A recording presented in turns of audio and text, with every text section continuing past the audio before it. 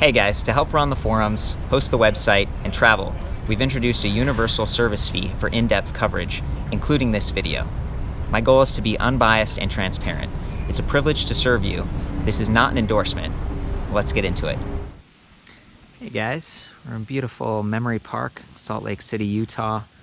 Perfect place to check out some of the new Magnum electric bikes, and we're looking at the Ui6 right here. And I brought the Ui6 Plus over there. They're very similar bikes, but that one has slightly a larger wheel diameter, 28 inches versus 26, so that keeps the frame a little bit lower.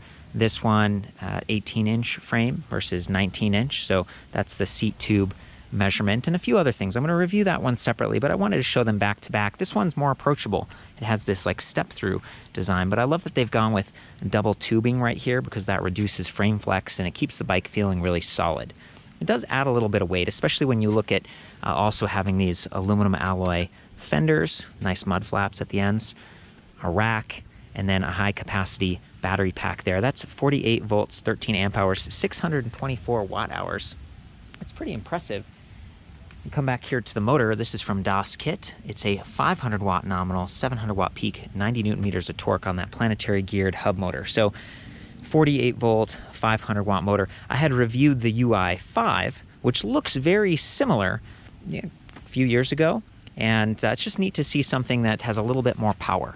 If you're someone who weighs a bit more, or maybe you want to go longer distances, or you find yourself in an area with a lot of hills and you feel like, yeah, I want to be able to climb that effectively. The bike is fairly comfortable. It has this SR Suntour NEX suspension fork up front. It's pretty basic. It's kind of like a spring fork, and you can see it has steel stanchions. There's no lockout, but it does have preload adjusters under these plastic caps. I've pulled them off before just to confirm that, and then occasionally they break, and then they look nice left on, so I haven't messed with them for this review. And I would say just be careful if you're trying to pull those caps off. But if you are someone who weighs more and you want to preload those springs so that you actually get some travel, you can. It's a nice feature. I love that the fork matches the frame. It's this nice satin white with some blue and gray accents, and that a lot of the other hardware is black and kind of ties in nicely. We've even got a suspension seat post here. This is Pro Max. It's fairly basic, 40 millimeters of travel. If you take it out, this is 300 millimeters long. There is a bolt in the bottom, and you can tighten or loosen that, just like the suspension fork, to sort of preload and give yourself the right spring tension for your body weight. We've also got a gel saddle, Sally Royale. Pretty nice stuff. Ergonomic, sort of faux leather grips right there. They aren't locking, so if you really bear down, they can twist, but this is something that I see on a lot of electric bikes, and it's a good compromise to keep the price low. I was really impressed to hear that this is $16.99 now, so it dropped quite a bit. The Ui5, when I reviewed it years ago, I think it was like in the $2,000 range, so you're getting some pretty nice hardware. Potentially a local dealer who can set this up for you and provide some support. It does come with a 1-year comprehensive warranty. Magnum is a leader kind of in the value and utility space for me, because they don't just, it's not just like, yeah, we're going to give you a bike without fenders, without lights or anything. It comes with everything. So this is commuter ready. Notice these thicker 13 gauge spokes. We've got some branding on the rims. That's nice. And then the tires here, these are Schwalbe Big Bend. They have K-Guard 3 puncture protection. They've got the reflective sidewall stripe on the side too, so you're going to be seen. These are 26-inch by 2.15, so they're a little bit fatter, and that's going to give you some comfort, the increased air volume compared to these narrower ones. These might be a little quicker, a little bit more like rolling momentum, lower attack angle if you go for the Ui6 Plus. But again, it's just a bigger bike. So in a way, that's like a large, and then this would be like the small medium. Love that they've got bottle cage bosses there. I love that they've positioned the battery, sort of a semi-integrated battery right there in the middle of the frame. And replacements are like in the $600 range, and that's fairly low for such a high capacity battery, especially with Samsung, LG, or Panasonic cells. They use nice stuff, and that's because they've separated the controller, which is right here. So see, it says Das Kit, and it's a little metal box. It's going to be pretty well protected because of this fender. Another mud flap up here, which is nice if you're pedaling and you're turning and you kick that. The rubber's flexible versus the aluminum alloy fender itself. But anyway, see, it's black. It does stand out a little bit visually, and it's kind of like, it'd be nice if the battery controller were completely hidden, but that raises the price a little bit, and potentially the heat that that the battery cells get exposed to, which can be kind of hard on those cells. You want to keep them in a cool, dry location. This is a removable battery pack, and I put the key in it so I could show you how that works. Just unlocks from this side like this, then you pull on this lever and it tips out from the side. About 9.2 pounds on the battery. Again, 60.1 pounds for the battery, or the bike with everything attached.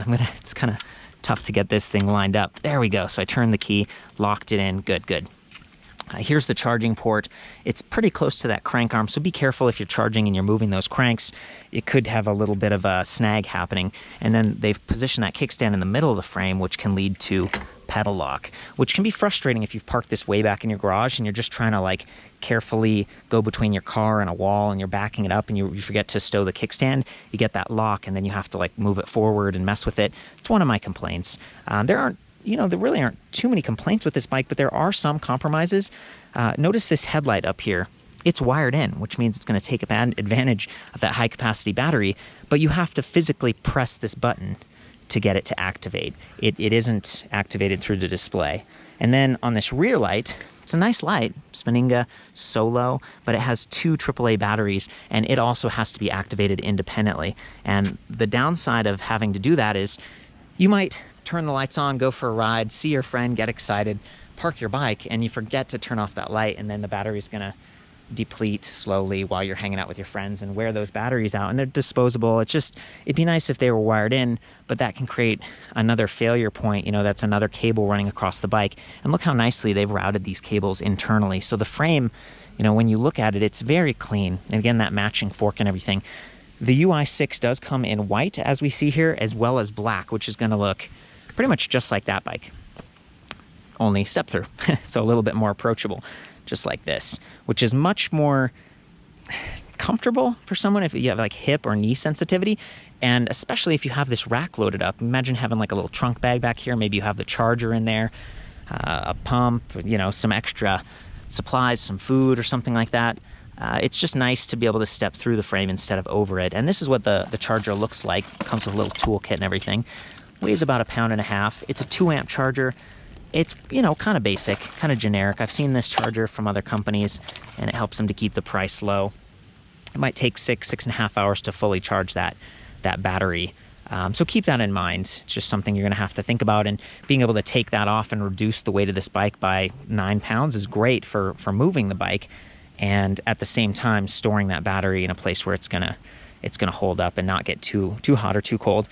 Nice mechanical disc brakes, 180 millimeter rotor up front, 160 millimeter in the back. And, it's like, why not 180 on both? And it might be just because there's a little bit of crowding happening back here, and they realize that a lot of your stopping force comes from the front wheel, because as you brake, you shift forward and kind of dive. And that's going to happen on the suspension fork. It'll compress a little bit like that as you slow down. So I think they made the right choice. And this comes back to value. These are mechanical disc brakes. You do have a motor inhibitor in the left lever, not in the right, so that's another little probably cost savings. They've got a little bell integrated right here. I really like that bell. And then a rubberized leading edge on the brake lever itself. And it's a pretty clean cockpit when you look at these wires and stuff. I love how slim the trigger throttle is.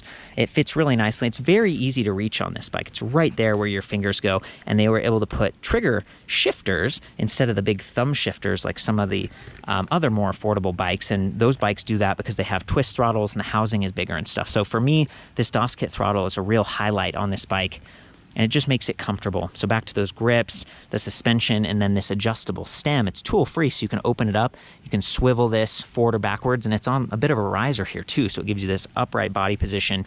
It's a very comfortable bike, all things considered, and it gives you a lot of different drive mode options, which we're going to get to in a second. But before we do, standard 170 millimeter cranks.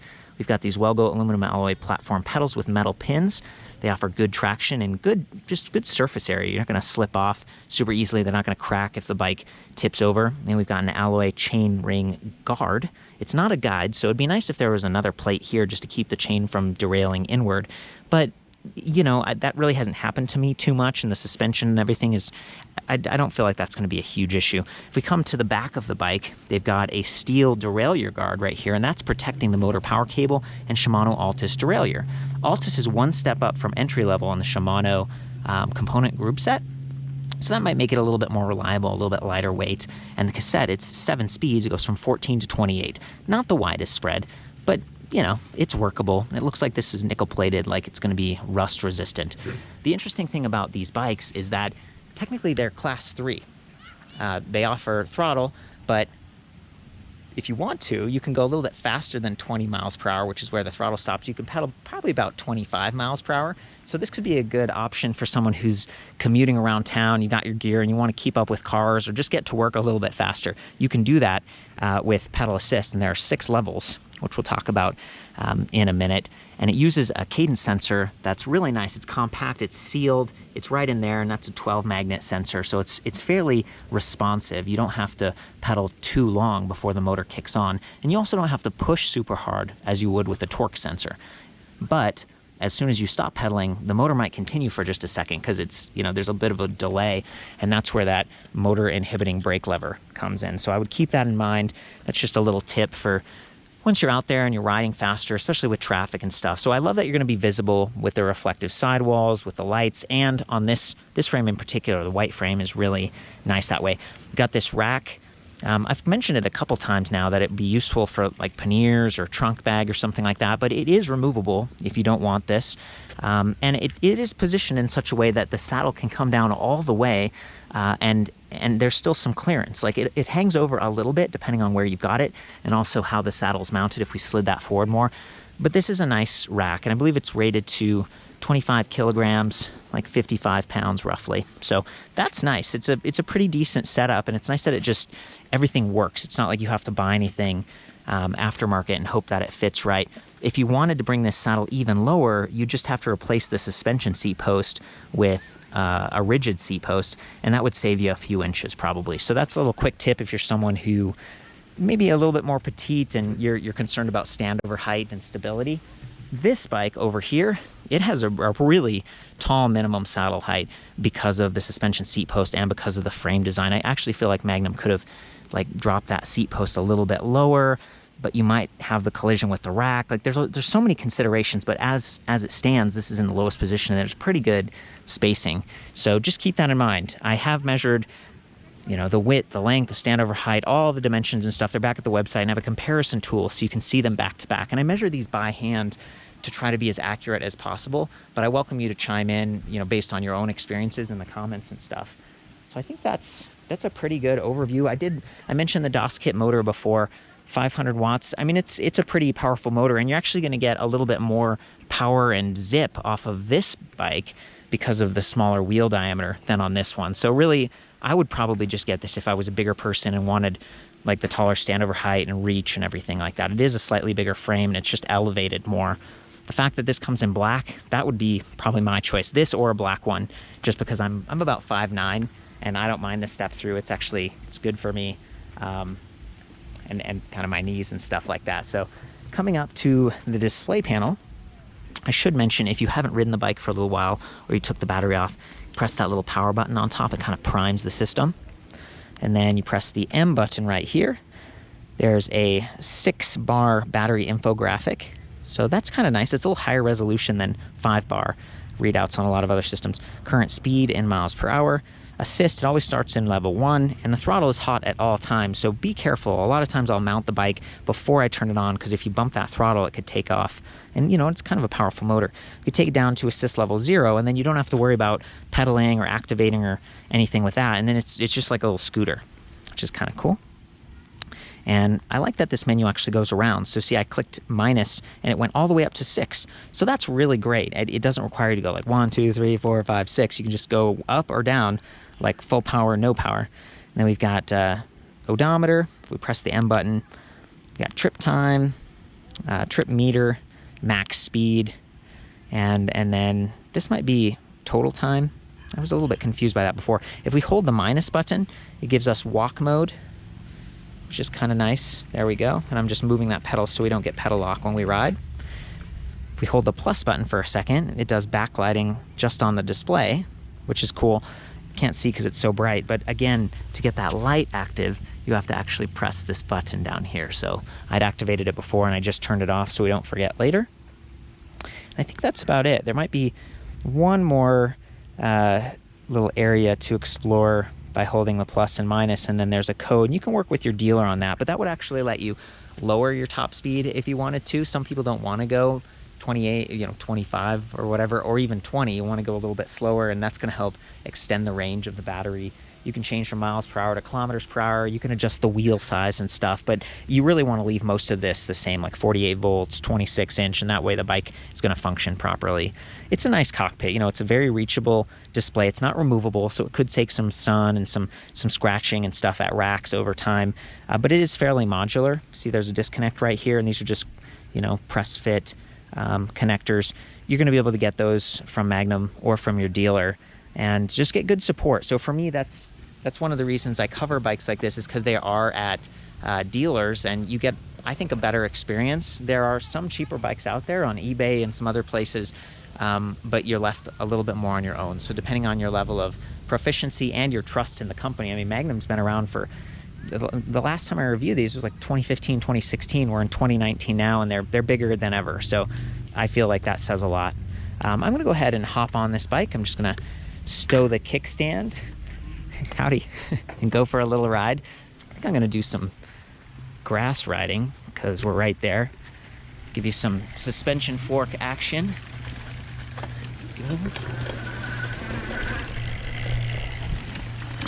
Off this curb, whoa boy. It's a pretty big curb. I'm gonna walk it. Don't need to have any accidents today. There we go. But interestingly, I didn't hear the chain really making a whole lot of noise when I went off the curb there, and they do have that nice slap guard. So yeah, it's these aluminum fenders, they're not gonna rust like steel could, and they're a little bit quieter than plastic. So aluminum alloy is a good choice, but they do add a little bit of weight. I'm gonna do the throttle now. And again, that gives us full throttle power regardless of whatever level of assist we're in. Here we go.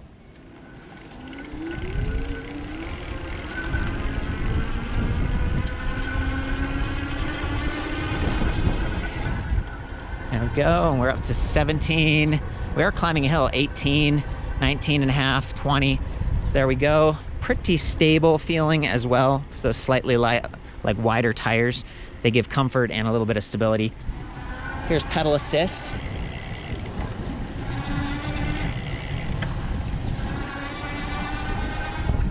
Pretty responsive. It didn't take but that long for the motor to start up and to quit. But now I'm gonna squeeze that brake lever a little bit and pedal, and see the motor doesn't activate at all because of that motor inhibitor. So it's a pretty nice setup that way. What a beautiful park, huh? A nice little stream, people outside riding their bikes and stuff. Okay guys, from here you can see that 48 tooth aluminum alloy chainring up there, along with this alloy guard. It's gonna protect your pants a little bit and just keep the train on track. Back here we've got 14 to 28 tooth cassette, 7 speeds. It's a little bit more limited. I have seen 11 to 32 or even 11 to 36. And that taller gear, like 28 or 32, 36, that's gonna make it easier to climb. But I feel like with these smaller diameter wheels and that really powerful motor, it's working pretty well. And again, I just love that guard is there if the bike tips over or whatever, to protect the derailleur and the motor power cable. I'm gonna pedal along in the highest level of assist so you can get a sense for how the motor sounds and how responsive it is. I'm not gonna use the throttle at first, so this will give you an idea of how quickly it activates.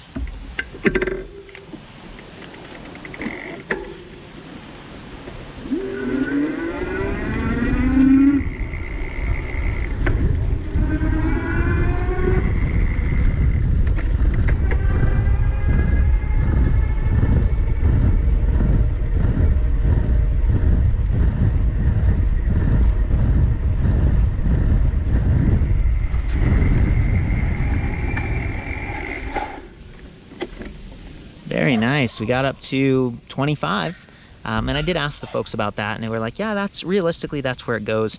I think the motor might continue assisting up to around 28. It's not actually boosting you as much, so you have to work a little bit harder to achieve that. So again, it's class 3, unless you adjust the display. You could take it all down to 20 miles per hour, and then it'd be like a class 2. You could unplug the throttle, and then it would be kind of like a class 1, if that's what you need in your jurisdiction. So Chris is over there. He's on the Ui6. He was going to ride along and show us some of the suspension action.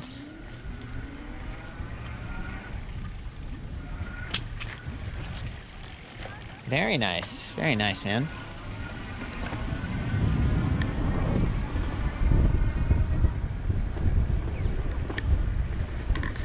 It's such a perfect spot, you know, it's not too crowded, people are having fun outside. Beautiful. I think that's about it, you guys. I hope that helped you to get a good idea of what the UI6 offers compared to the UI5, and just some of the little updates since the last time we looked at this bike. I feel like Magnum, they get something right and they kind of stick with it. They don't change a whole lot over time. They're really focused on their dealers. They're focused on customer support. I think this is a nice looking bike and it offers good value. And I feel like just a few little things like that throttle design, I really like that. In some ways, you know, people might prefer twist throttles, half grip throttles that I've seen from other companies, but those, you know, if you're on bumpy terrain, it can kind of compromise your grip a little bit, whereas this is very sturdy, and then you have to be very intentional about pressing that throttle. Anyway, for the full written review, I'll see you back at ElectricBikeReview.com. All the specs and everything we talked about. Have fun out there, ride safe, love you guys, we'll see you next time.